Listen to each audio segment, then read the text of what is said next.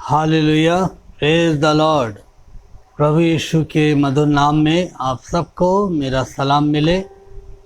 मैं परमेश्वर पिता का धन्यवाद देता हूँ एक बार फिर से कि उसने मेरे जीवन में ये सुंदर अवसर दिया कि मैं परमेश्वर के वचन को लेकर आपके बीच में एक बार फिर से आ सका। और साथ ही साथ मैं आगरा मसीह मंडली का भी धन्यवाद करता हूँ कि उन्होंने अपने फेसबुक लाइव पेज पर मुझे बोलने का अवसर दिया। सो मैं अपने भाई प्रभु के सेवक अनुपम डेविड सर का धन्यवाद करता हूँ और साथ ही साथ बहन शबनम जी का भी, जिन्होंने मुझे अपने पेज पर बोलने का अवसर दिया। प्रभु आप दोनों को बड़ी आशीष दे। आइए हम आज की आराधना को आरंभ करेंगे और सबसे पहले हम एक गीत गाएंगे। हालेलुया, धन्यवाद यीशु। आओ जग के लोग सब ही यीशु राजा बुलाता है। आओ जग के लोग सब ही यीशु राजा बुलाता है। जग में जिसका स्थान नहीं है, जग में जिसका मान नहीं है, जग में जिसका स्थान नहीं है, जग में जिसका मान नहीं है, राज तुम्हें देने के लिए, राज तुम्हें देने के लिए यीशु राजा बुलाता है। आओ जग के लोग सब ही यीशु राजा बुलाता है। जग में तुम हो भूखे मरते, जग में तुम हो प्यासे मरते, जग में तुम हो भूखे मरते, जग में तुम हो प्यासे मरते, जो जन जल अब मौत में देने, भोजन जल अब मौत में देने यीशु राजा बुलाता है। आओ जग के लोग सब ही यीशु राजा बुलाता है। सिर पर कांटों का ताज निशानी, छाप है उसकी बहती पसली। सिर पर कांटों का ताज निशानी,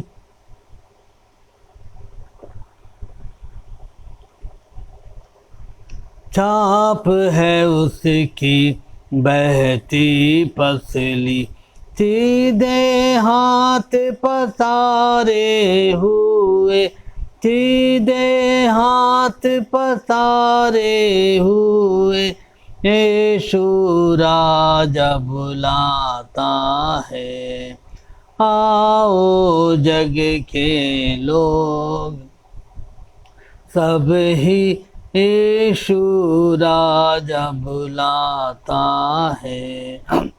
आओ भाइयों, आओ बहनों, आओ उसको परखो देखो।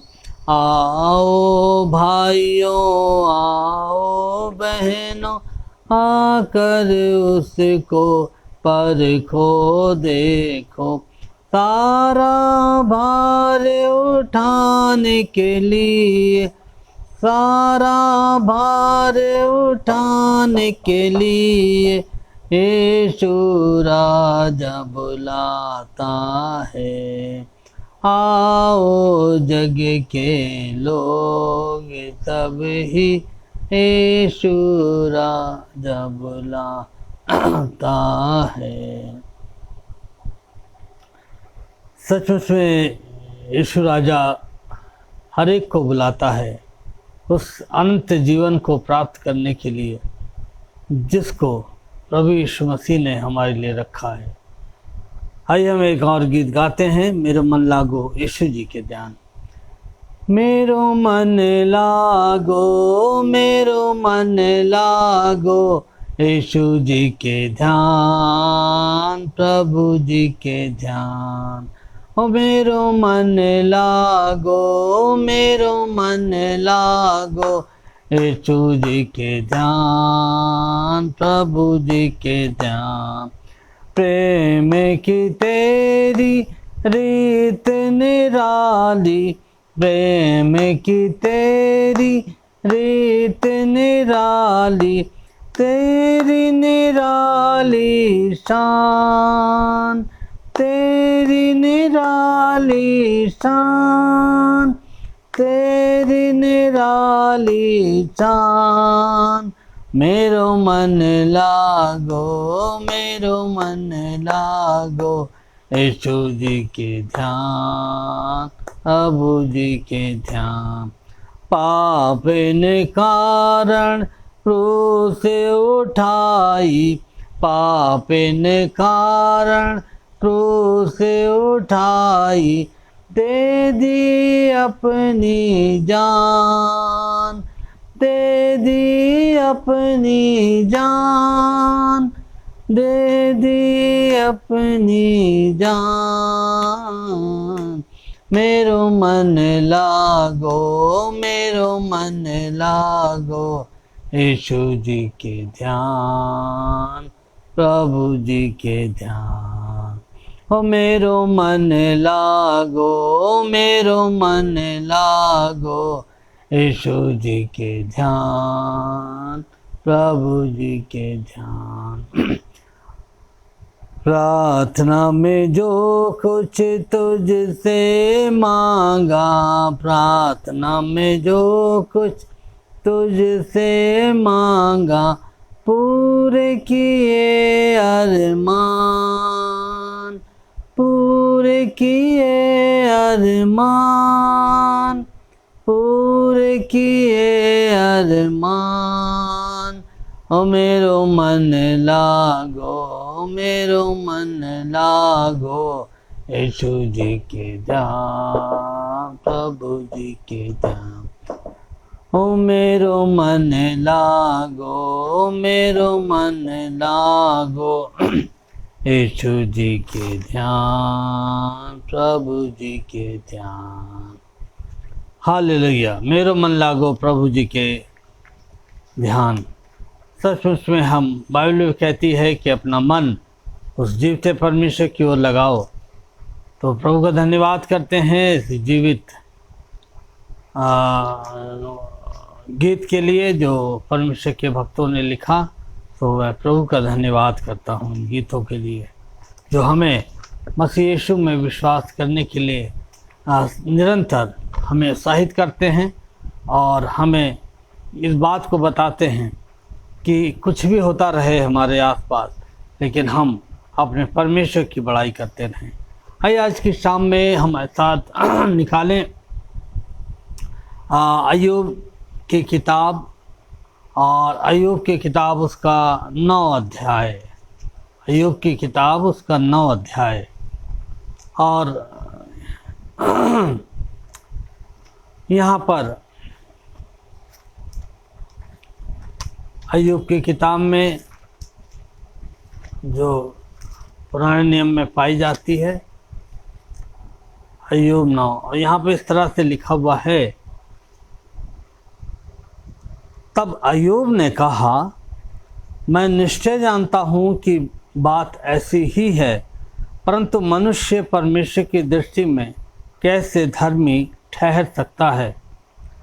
चाहे वह उससे मुकदमा लड़ना भी चाहे तो भी मनुष्य 1000 बातों में भी एक का भी उत्तर न दे सकेगा। वह बुद्धिमान और अति सामर्थी है, उसके विरोध में हट करके कौन कभी प्रबल हुआ है। वह तो पर्वतों को अचानक हटा देता है और उन्हें पता भी नहीं चलता। वह क्रोध में आकर उन्हें उलट पुलट कर देता है। वह पृथ्वी को हिलाकर उसके स्थान से अलग करता है और उसके खंभे कांपने लगते हैं। उसकी आज्ञा बिना सूर्य उदय होता है ना ही, और वह तारों पर मोहर लगाता है। वह अनंत काल को, आकाश मंडल को अकेला ही फैलाता है और समुद्र की ऊंची ऊंची लहरों पर चलता है। ये परमेश्वर का जीवित वचन है, इसके पढ़े और सुने जाने पर उसकी आशीष हो। आइए हम प्रार्थना में चलेंगे और एक छोटी सी प्रार्थना आज के वचन के लिए करेंगे। हमारे जिंदा आसमानी बाप, हम आपके निहायत ही शुक्रगुजार हैं खुदावन कि तूने आज दिन भर अपने लोगों को बड़ा अनुग्रह दिया प्रभु, बड़ी दया दी और अपने अनुग्रह को उनके जीवन के ऊपर तूने बनाए रखा। और पिता, हम देख पा रहे हैं कि खुदावन तेरे जो लोग हैं, उनके जो बच्चे हैं प्रभु, वो कभी भी भूखे नहीं सो रहे हैं। और प्यारे परमेश्वर पिता, इसी रीति से हम प्रार्थना करते हैं कि आज के वचन पर भी तू अपनी आशीष दे और प्रभु हमारी सहायता कर, ताकि हम जो भी वचन प्रचार करते हैं उन लोगों के लिए आशीष का कारण ठहरे। ये प्रार्थना बड़े धन्यवाद के साथ प्रभु यीशु मसीह के नाम से मांगते हैं, आमीन आमीन। हालेलुया, धन्यवाद यीशु, धन्यवाद धन्यवाद धन्यवाद। अभी हमने अय्यूब उसका 9 अध्याय और उसकी चंद आयतों को पढ़ा है। मैं एक आयत है जिसको आज की शाम में आपके साथ मैं शेयर करना चाहता हूँ, और वो आयत है 9 अध्याय 17 आयत, chapter 9 verse 17, the book of Job. और यहाँ पे इस तरह से लिखा हुआ है 17 आयत में, वह आंधी चलाकर मुझे तोड़ डालता है और बिना कारण मेरे चोट पर चोट लगाता है।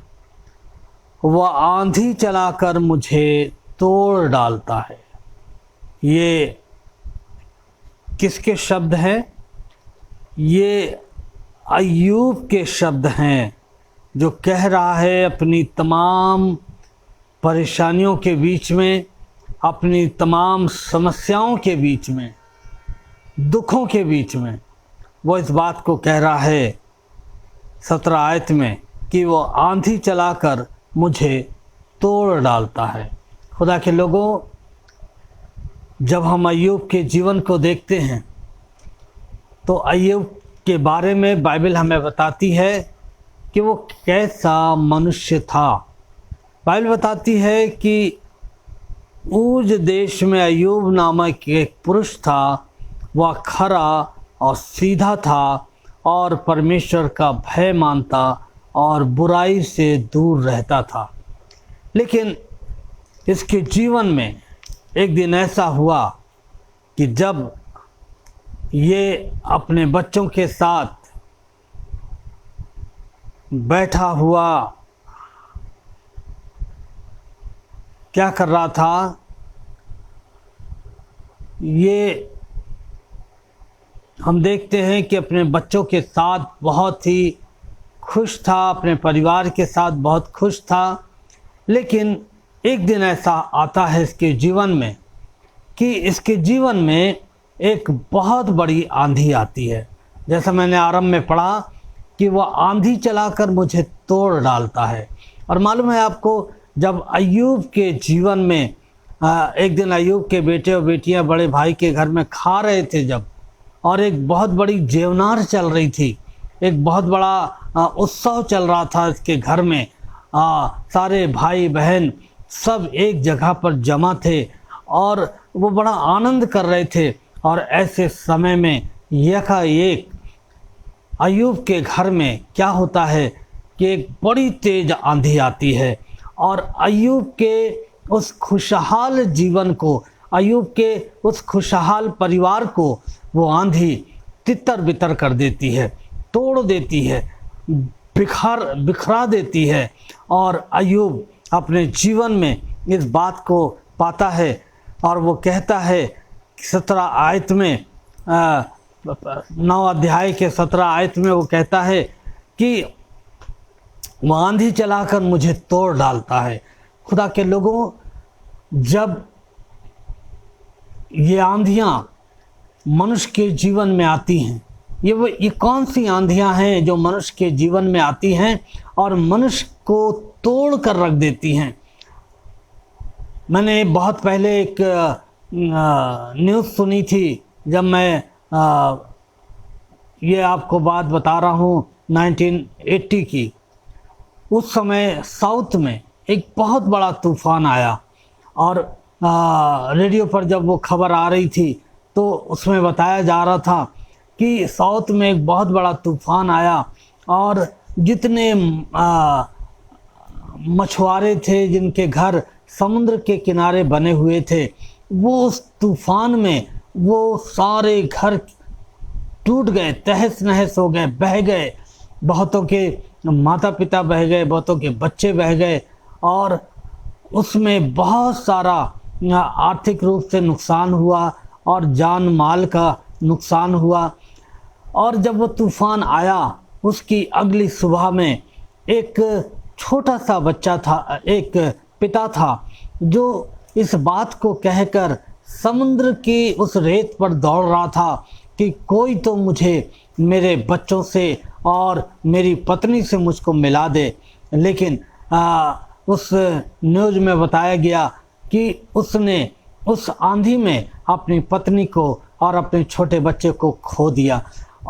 ये आंधियाँ जो हैं, जब मनुष्य के जीवन में आती हैं, ये आंधियाँ बहुत बार बहुत तेज़ हवाओं के साथ आती है और मनुष्य का वो घर जो उसने तिनका तिनका करके बनाया होता है, उन सब को वो बहा कर ले जाती है, तोड़ देती है, बिखर जाता है सब कुछ और कुछ भी मनुष्य के जीवन में बाकी नहीं रह जाता है। बहुत बार हमारे और आपके जीवन में ऐसी समस्याएं आती हैं, ऐसे पल आते हैं, ऐसी बातें आती हैं जो हमारे जीवन को तोड़ कर रख देती हैं और हम सोचने लगते हैं कि मेरे जीवन में ये जो आंधी आई है, क्या ये आंधी कभी मेरे जीवन में थमेगी या नहीं थमेगी। बहुत बार किसी बीमारी के रूप में ये आंधी हमारे जीवन में आती है, बहुत बार किसी समस्या के रूप में ये आंधी हमारे जीवन में आती है, बहुत बार किसी और बात को लेकर रूप में ये आंधी हमारे जीवन में आती है और हमारे जीवन को वो क्या करती है, वो बिखेर देती है, तोड़ देती है और हम उस आंधी में तन्हा रह जाते हैं, अकेले रह जाते हैं और हमारे पास केवल क्या बचता है, हमारे पास केवल निराशा, आंसू और दुख और खालीपन बचता है। और अय्यूब कहता है कि ये जो आंधी है जो मेरे जीवन में आई है, इस आंधी ने मेरे पूरे उस खुशहाल घर को क्या करा, बर्बाद कर दिया, तोड़ दिया। और अय्यूब के बारे में बाइबल बताती है कि अय्यूब के पास कुछ भी नहीं बचा और उस आंधी ने अय्यूब के पूरे परिवार को नाश कर दिया। और उसके साथ साथ हम देखते हैं कि अय्यूब के जो नौकर चाकर थे, जो उसकी संपत्ति थी, वो सब वो आंधी जो है उड़ा कर ले जाती है। और अय्यूब जो है वो बड़े दुख में और बड़े आंसुओं के साथ वो जो है बस बैठा हुआ अपने जीवन की उस उजड़े हुए जीवन को देख रहा था, जो अभी कुछ पल पहले जहाँ पर खुशियाँ थीं, जहाँ पर आनंद था, लेकिन एक आंधी आई और सब कुछ उड़ा कर ले गई। बहुत बार मनुष्य के जीवन में वो अपने जीवन को जीता रहता है, लेकिन जब उसके जीवन में समस्या रूपी आंधी आती है तो वो सब कुछ उड़ा कर ले जाती है। और तब अय्यूब इस तरह से कहने लगा कि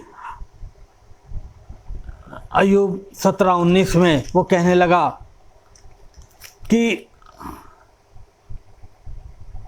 17:19 में बाइबल हमें 9:17 में अय्यूब इस तरह से कहने लगा कि वो आंधी चलाकर मुझे तोड़ डालता है। अय्यूब जब सब कुछ उसका ख़त्म हो गया तो वो परमेश्वर के विषय में कहने लगा कि वो आंधी चलाकर मुझे तोड़ डालता है। बहुत बार हमारे और आपके जीवन में भी ऐसा ही होता है कि हम जो आंधियाँ हमारे जीवन में आती हैं वो हमें तोड़ देती हैं। आंधियां जो हैं अक्सर मनुष्य को तोड़ देती हैं। अय्यूब 1:19 में लिखा हुआ है, अय्यूब इस बात को कहता है, अय्यूब 1:19 वो कह रहा है कि जंगल की ओर से बड़ी प्रचंड वायु चली और घर के चारों कोनों को ऐसा झोंका मारा कि वह जवानों पर गिर पड़ा और वे मर गए, और मैं ही अकेला बचकर तुझे समाचार देने के लिए आया हूँ। ये अय्यूब के एक दास के शब्द हैं जो कह रहा है कि जंगल की ओर से एक बड़ी प्रचंड वायु चली और घर के चारों कोनों को ऐसा झोंका मारा कि वह जवानों पर गिर पड़ा और वे मर गए, और मैं अकेला बचकर तुझे समाचार देने आया। कभी कभी मनुष्य के जीवन में ऐसी आंधियाँ आती हैं कि उसका कुछ भी नहीं बचता है। और हम देखते हैं कि ये जो आंधियाँ हैं, अय्यूब 26 अध्याय उसके 12 पद में इस बात को कहता है। 26:12 में वो कहता है कि वह अपने बल से समुद्र को शांत करता है। अब अय्यूब यहाँ पर बता रहा है कि ये जो आंधियाँ हैं जब एक मनुष्य के जीवन में आती हैं, जब उस समुद्र रूपी जल के अंदर जब लहरें उठती हैं, जब आंधियों के साथ वह लहरें ऊंची ऊंची उठकर मनुष्य के जीवन में प्रवेश करती हैं और उसके जीवन को बर्बाद कर देती हैं, तो केवल हम देखते हैं कि उसके पास केवल शोक, पछतावा और दुख के सिवा कुछ भी नहीं बचता है। मनुष्य के जीवन में ये जो लहरें हैं, ये इस बात को दिखाती हैं कि मनुष्य के जीवन में जो उतार और चढ़ाव आते हैं वह लहरों के समान होते हैं। उसमें बहुत बार मनुष्य नाश हो जाता है, बर्बाद हो जाता है, और तब अय्यूब के समान कहने लगता है कि वो प्रचंड आंधी को चलाता है और वो मुझे नाश कर देता है। इन लहरों में, इन आंधियों में हम बड़े बड़े जहाज़ों को टूटता हुआ पाते हैं। हो सकता है कि आप एक बहुत मजबूत इंसान हो सकता है कि आप बहुत ही एक ऐसे इंसान हो जो बहुत अंदर से मजबूत हैं और आपको बड़ी से बड़ी आंधी भी हिला नहीं पाती है, आपको बड़े से बड़ा तूफान भी हिला नहीं पाता है।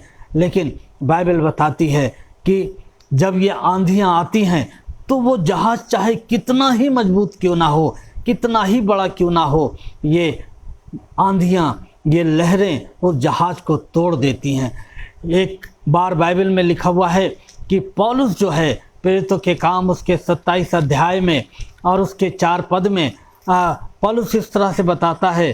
27:4 में पौलुस कहता है कि वहाँ से जहाज़, वो एक बार क्रेते जा रहा था और क्रेते जाते समय हवा जो है वो जहाज़ के विरोध में हो गई।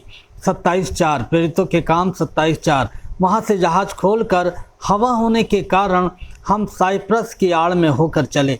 बहुत बार हमारे और आपके जीवन में ये जो हवाएं होती हैं, जो बड़ी प्रचंड रफ्तार से हमारे जीवन में आती हैं, समस्याओं के रूप में, बीमारियों के रूप में, वो हमारे जीवन को क्या करती हैं, हमारे विरोध होकर, विरोधी बनकर हमें तोड़ डालती हैं। और लिखा हुआ है कि फिर मनुष्य के पास बचने की कोई आशा नहीं होती है। लेकिन 7 पद में लिखा हुआ है प्रेरितों 27:4 में वो कहता है, जब हम बहुत दिनों तक धीरे धीरे चलकर कठिनाई से कनिदुस के सामने पहुँचे तो इसलिए कि हवा हमें आगे बढ़ने नहीं दे रही थी। कभी कभी हम, जब हमारे और आपके जीवन में आंधियाँ आती हैं, हम बहुत सारी कोशिश करते हैं, बहुत सारा प्रयत्न करते हैं कि हम इन आंधियों से पार हो जाएं। वो तिनके जो बिखर गए हैं, हम बहुत बार उनको जोड़ने की कोशिश करते हैं। और यहाँ पर लिखा हुआ है, लेकिन वो हवा जो है, जो हमारे विरोध में चल रही है, हमें बहुत बार आगे बढ़ने से रोक देती है और हम जो करना चाहते हैं हम वो नहीं कर पाते हैं, और हमारा जीवन जो है वो आंसुओं में भीग जाता है और हम तन्हा और अकेले रह जाते हैं। दुख हमारा जीवन का एक हिस्सा बन जाता है। लेकिन मैं आपको बताना चाहता हूँ कि ये आंधियाँ मनुष्य को तोड़ डालती हैं, बड़े से बड़ा जहाज टूट जाता है, बड़े से बड़ी हिम्मत वाला इंसान टूट जाता है। लेकिन जिस तरह से पौलुस प्रेरितों के काम 27 अध्याय में इस बात को कह रहा है कि हवा विरोध होने के कारण हम साइप्रस की आड़ में होकर चले, मैं आज की शाम में आपको बताना चाहता हूं कि यदि आपके जीवन में आज आंधियां चल रही हैं, प्रचंड रूप से हवाएं चल रही हैं, लहरें उठ रही हैं और आपको ऐसा लग रहा है कि सब कुछ आपका नाश हो जाएगा, सब कुछ आपका समाप्त हो जाएगा, मैं आपको बताना चाहता हूं, पौलुस कहता है कि हवा पौलुस के जहाज के विरोध में थी, पौलुस के विरोध में थी, लेकिन उसने एक काम किया कि वो साइप्रस की आड़ में होकर चला।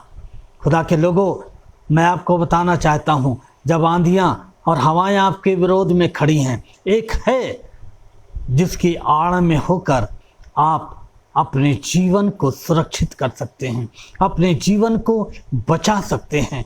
और पौलुस कहता है कि हवा विरोध होने के कारण हम साइप्रस की आड़ में होकर चले। एक है जो हमें बचाना चाहता है, एक है जिसके पास जाकर हम उन आंधियों के बीच में शांति प्राप्त कर सकते हैं, हम अपने जीवन को बचा सकते हैं। और फिर वो आगे चलकर कहता है 7 पद में, इसलिए कि हवा हमें आगे बढ़ने नहीं दे रही थी। जब हवाएं हमें रोक रही हैं, हमारी कोशिशें, हमारे सारे प्रयत्न फेल हो जा रहे हैं, ऐसे समय में वो कहता है कि हम सलमोने के सामने से होकर क्रेते की आड़ में चले। एक है जिसकी आड़ में आप इन तूफानों के बीच में अपने आप को सुरक्षित कर सकते हैं, आप अपने आप को बचा सकते हैं। और मालूम है वो कौन है? एक बार की बात है, मैं आपको बताना चाहता हूं कि वो कौन है। बाइबल हमें इस बात को बताती है, मरकुस रचित सुसमाचार उसके 4 अध्याय में, कि एक बार चेले नाव में यात्रा कर रहे थे और उनकी नाव समुद्र में थी और यीशु मसीह भी उनके साथ था। और यीशु मसीह के बारे में लिखा हुआ है कि वो निचले भाग में सो रहा था और तभी उस समुद्र में एक बहुत बड़ा तूफान आया, बहुत बड़ी आंधी आई और लहरें उठने लगीं, बहुत ऊंची ऊंची लहरें, और पानी जहाज के अंदर आने लगा। और जो चेले थे उन्होंने अपने जीवन की आशा को, उम्मीद को छोड़ दिया और वो कहने लगे कि अब हम नाश हो जाएंगे, अब हम मर जाएंगे। लेकिन आपको मैं बताना चाहता हूँ कि इन आंधियों के बीच में, इन आंधियों के मध्य में चेलों ने एक काम किया कि उन्होंने यीशु की आड़ ली, उन्होंने यीशु को पुकारा कि हे यीशु, हम नाश हुए जाते हैं, क्या तुझे हमारी कोई चिंता नहीं?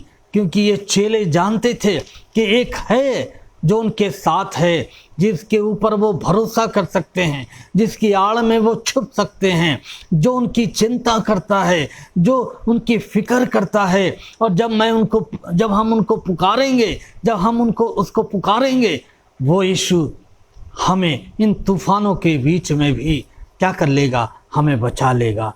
क्यों बचा लेगा? क्योंकि वो सामर्थी परमेश्वर है, जिसने आंधी को बनाया है, जिसने तूफानों को बनाया है। और वो तूफान जो मनुष्य को तोड़ देते हैं, लेकिन वो मनुष्य जो इन तूफानों के बीच में यीशु की आड़ लेते हैं, यीशु का सहारा लेते हैं, वे जीवन बच जाया करते हैं। और लिखा हुआ है कि वो यीशु जिसकी आड़ लेने के लिए चेले गए, जो चेले इस बात को जानते थे कि यीशु उनकी चिंता करता है, और उन्होंने जब यीशु को पुकारा, यीशु ने बड़े शब्द में उस आंधी और पानी को डांटा कि थम जा। और बाइबल बताती है कि तूफान उसी घड़ी थम गया, क्योंकि यीशु की वाणी में सामर्थ पाई जाती है। आज आपके जीवन में हो सकता है कि आंधियां चल रही हैं, परेशानियों से गुजर रहे हैं, आप तंगहाली से गुजर रहे हैं, पारिवारिक समस्या से गुजर रहे हैं, हो सकता है आप किसी बीमारी से गुजर रहे हैं, और ये आंधी के रूप में लगातार आपको आगे नहीं बढ़ने दे रही है। आपके जीवन को इसने तहस नहस कर दिया है। मैं आपको बताना चाहता हूँ, यदि आपने जीवन की आशा को छोड़ दिया है, जैसे जब पौलुस क्रेते को जा रहा था, जब उस समुद्र में जब वो जहाज पर था, एक बहुत बड़ा तूफान आया और मल्लाहों ने अपनी जान की आशा को छोड़ दिया, लोगों ने अपनी जीवन की आशा को छोड़ दिया। लेकिन पौलुस ने कहा कि मत डरो, चिंता मत करो, विश्वास रखो, तुम्हारा एक बाल भी नहीं गिरेगा, तुम्हारा एक बाल भी बांका नहीं होगा। वो परमेश्वर जिसके ऊपर मैं विश्वास करता हूँ, वो तुम्हें नाश नहीं होने देगा। और पौलुस ने उनको विश्वास दिलाया कि एक है जिसका नाम यीशु है, जिसके ऊपर मैं विश्वास करता हूँ, जिसके ऊपर मैं भरोसा करता हूँ। यदि तुम उसके आड़ लोगे, यदि तुम उसको पुकारोगे, वो यीशु तुम्हें बचाएगा। आज की शाम में हो सकता है आप आंधियों का सामना कर रहे हो। ये आंधियाँ आपके जीवन में लगातार चल रही हैं, थमने का नाम नहीं ले रही हैं, और आपको ऐसा लग रहा है कि आंधियाँ कब थमेंगी। यदि ये आंधियाँ नहीं थमी तो मेरा जीवन नाश हो जाएगा। मैं आज की शाम में आपको ये आशा दिलाना चाहता हूँ, ये ढाढ़स दिलाना चाहता हूँ, ये बताना चाहता हूँ कि जिस तरह से पौलुस क्रेते की आड़ लेकर आगे बढ़ने लगा, आप भी यीशु को पुकारिए। वो यीशु जिसकी वाणी में सामर्थ्य है, वो यीशु जिसने आंधी और तूफान को बनाया है, वो यीशु जो आंधियों को भेजता है, वो यीशु ही आपको इन आंधियों से बचाएगा और आपको आपकी समस्याओं से वो पार लगाएगा। अय्यूब यहाँ पर 9:17 में इस बात को कहता है, 9 अध्याय के 17 आयत में पौलुस कि वो आंधी चलाकर मुझे तोड़ डालता है। खुदा के लोगों, खुदा ने ही आंधियों को बनाया है और ये हमारे जीवन में आती हैं और हमारे जीवन को तोड़ देना चाहती हैं। क्या आज की शाम में आप अपनी समस्याओं को लेकर टूटे हुए हैं, अपने पारिवारिक संबंधों को लेकर टूटे हुए हैं, आपकी बीमारी ने आपको तोड़ दिया है, आपकी जो फाइनेंशियल पोजीशन है वो बहुत अच्छी नहीं है, उसने आपको तोड़ दिया है। शायद आप जीवन में बहुत सारा आप सताव का सामना कर रहे हैं, परेशानियों का सामना कर रहे हैं और इन सब ने आपको तोड़ दिया है। मैं आज की शाम में आपको उत्साहित करना चाहता हूँ कि उस यीशु को पुकारिए जिसने आंधी और तूफान को बनाया है। और जब आप पुकारेंगे तो मैं बताना चाहता हूँ कि ये वो यीशु है जो आपसे प्रेम करता है, जो आपकी चिंता करता है। और जब आप उसके ऊपर भरोसा करते हैं, उसको पुकारते हैं भरोसे के साथ, वो यीशु आपके साथ खड़ा हो जाता है। और उन आंधियों के बीच में जब आप निराश हैं, जब आप हताश हो गए हैं, जब आपने अपनी आशा को खो दिया है, जब आपने अपना सब कुछ खो दिया है शायद, और आप सोच रहे हैं कि अब मेरा जीवन समाप्त हो जाएगा, ऐसी घड़ी में आपके पास एक आशा है। ऐसी घड़ी में आपके पास एक व्यक्ति है जो आपको बचाना चाहता है और वो उसका नाम है प्रभु यीशु मसीह। यदि चेलों ने उस प्रभु को पुकारा कि यीशु हम डूबे जाते हैं, हम नाश हुए जाते हैं, तो हमें बचा,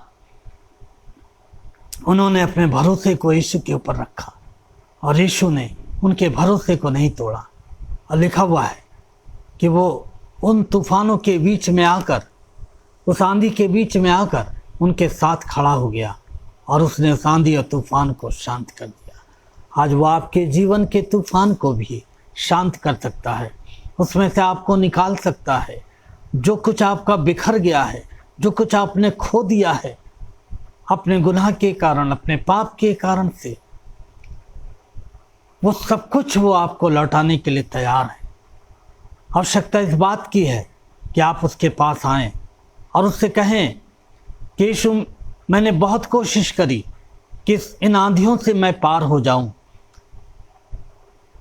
लेकिन मैं पार नहीं हो पाया। लेकिन आज मैं तेरे पास आया हूँ, मुझ पर दया कर। यीशु, मेरे जीवन की जो आंधियाँ थी, वो सब कुछ जो मेरा था वो उड़ा कर ले गई। मेरे पास कुछ नहीं बचा है, मैं अकेला हूँ, मैं नाश होने के कगार पर हूँ, मुझ पर दया कर प्रभु। वो यीशु जो आपसे प्यार करता है वो आप पे दया करेगा और आपको उन तूफानों के बीच में से निकाल कर वो ले आएगा और आपको चौड़े स्थान पर खड़ा करेगा। और तब आप कहने पाएंगे कि ये कौन है जिसकी आंधी और तूफान भी आज्ञा मानते हैं। ये वो परमेश्वर है जिसने आपको बनाया है, जिसने सारी सृष्टि को बनाया है, जो सारी सृष्टि के ऊपर राज्य करता है, जो इस संसार में मनुष्य बनकर प्रभु यीशु के रूप में एक बालक के रूप में आया, जवान हुआ और उसने उसके इस संसार में आने का उद्देश्य ये था कि वो बहुत सारे लोगों के पापों का बोझ उठाए और उन पापों के लिए जो लोगों ने किए उनका प्रायश्चित करे और उनको उनके पापों से जिसके कारण से मनुष्य के जीवन में मृत्यु आई, मृत्यु का दंड आया, उससे छुड़ाकर वो उन्हें अनंत जीवन दे। वो यीशु आज आपसे प्रेम करता है और वो आपके जीवन की परेशानियों में, आपके जीवन की तमाम उन हालातों में जिन्हें आप बहुत दिनों से सही करने की कोशिश कर रहे हैं लेकिन सही नहीं कर पा रहे हैं, यीशु के पास जब आप आएंगे, वो यीशु जो सारी सृष्टि को बनाने वाला है, इसने आपको बनाया है, संसार को बनाया है, जो सारी बातों के ऊपर अधिकार रखता है, आपको इन तमाम बातों से जिनमें आज आप फंसे हुए हैं उससे छुड़ाकर आपको चौड़े स्थान पर पहुंचाएगा और हमारे जीवन के गुनाह और पाप के जीवन से भी वो हमें छुड़ाकर अनंत जीवन देना चाहता है। और यदि हम जीवन की परेशानियों में फंसे हैं, उन आंधियों से निकाल कर वो हमें एक चौड़े स्थान पर खड़ा करना चाहता है। आवश्यकता इस बात की है कि हम उसको पुकारें। अय्यूब कहता है कि वह आंधी चलाकर मुझे तोड़ डालता है, लेकिन मैं आपको बताना चाहता हूँ कि वो यीशु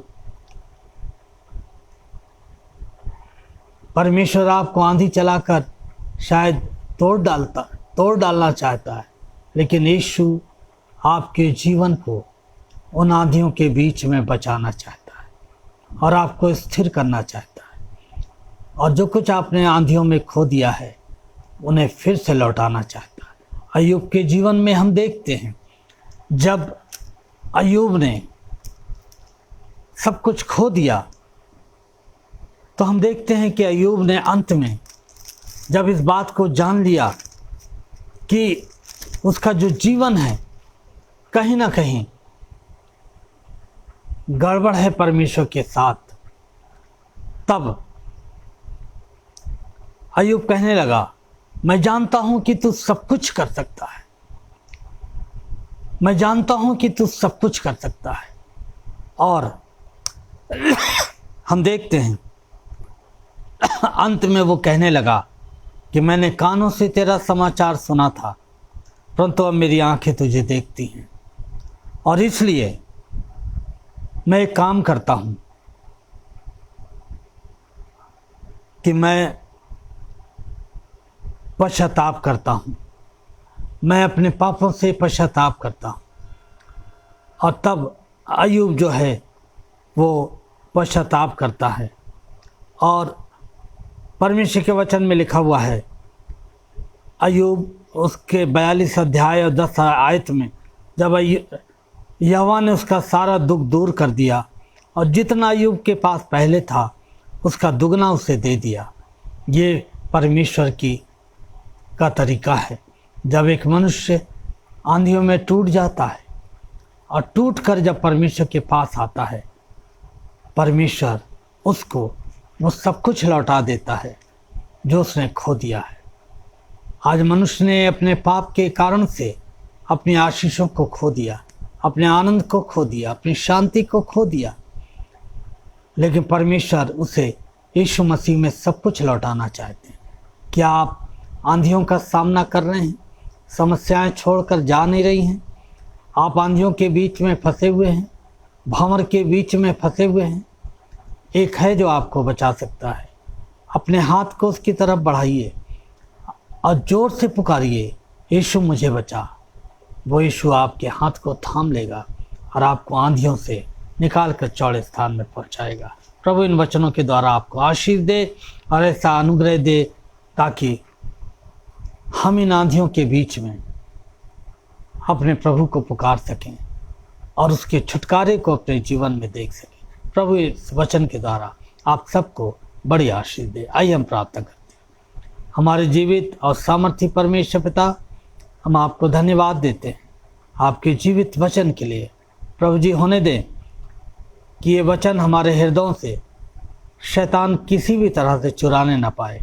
इस वचन की रक्षा कीजिएगा और प्रभु होने दीजिएगा कि हम जीवन की हर परिस्थितियों में प्रभु ये याद रखें कि एक है जो सर्वदा हमारे साथ है, जो हमारी आंधियों में, हमारे अकेलेपन में, हमारे टूटेपन में, हमारी निराशाओं में हमारे साथ है।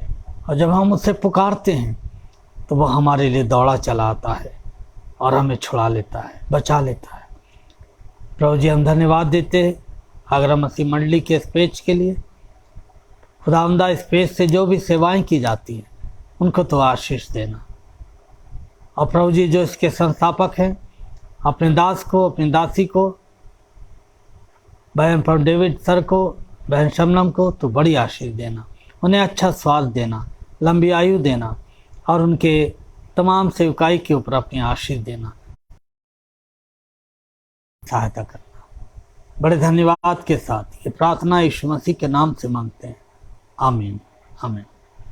आप सबको जय मसीह की। अगले बुधवार को प्रभु ने चाहा तो मैं एक बार फिर से प्रभु के वचन के साथ आपसे मुलाकात करूंगा।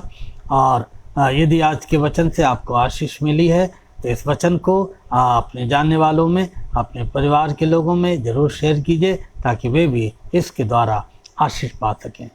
आप सब हमारे साथ बने रहे। प्रभु आप सबको बड़ी आशीष दे। आप सबको जय मसीह की।